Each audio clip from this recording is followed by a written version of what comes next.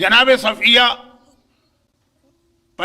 پیغمبر ایک مرتبہ مسجد النبوی کے پیچھے والی گلی میں، اللہ کے رسول نے مسجد اس طرح بنائی تھی کہ 3 طرف مکانات تھے، جس میں سے ایک پوری لین اپنی بیویوں کی تھی، ان کے دروازے گلی میں کھلتے تھے، اور عام طور پہ مسلمان اس راستے کو استعمال نہیں کرتے تھے کہ پیغمبر کی ازواج کا، بیویوں کا آنا جانا۔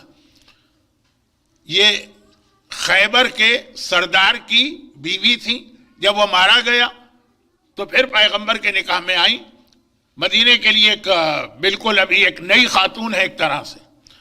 پیغمبر کسی وجہ سے گلی میں کھڑے ہو کے ان سے بات کر رہے تھے، ایک مسلمان صحابی وہ بھی کسی وجہ سے اس گلی سے گزرے۔ جیسا میں نے کہا کہ عام طور پہ مسلمان وہ راستہ استعمال نہیں کرتے تھے، لیکن کبھی کبھار کو جلدی ہوگی، شارٹ کٹ، پیغمبر کو باتیں کرتے دیکھا، نگاہیں نیچی کر کے آگے بڑھے، پیغمبر نے روک لیا، کہا رک جاؤ، یہ جس سے میں بات کر رہا ہوں یہ میری بیوی صفیہ۔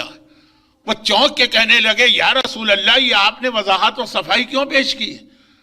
کیا آپ کے بارے میں میرے دل میں کوئی غلط خیال آ سکتا ہے کہ آپ کسی نامحرم عورت سے یہاں تنہائی میں کھڑے ہو کے بات کر رہے ہوں گے؟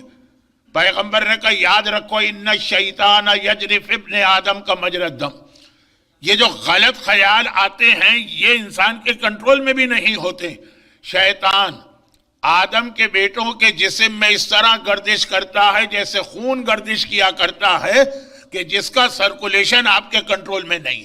تو غلط فہمیاں اور بعض اوقات حقائق معلوم نہ ہونے کی بنا پر بدگمانیاں ذہن میں آتی رہتی ہیں، تو اس لیے حکم بھی ہے مولا کی مشہور حدیث اتقوا مواضع التہم، اپنے آپ کو ہر اس جگہ سے بچاؤ جہاں تم پر کوئی تہمت لگ سکتی ہے، چاہے تم وہ غلط کام نہ کر رہے۔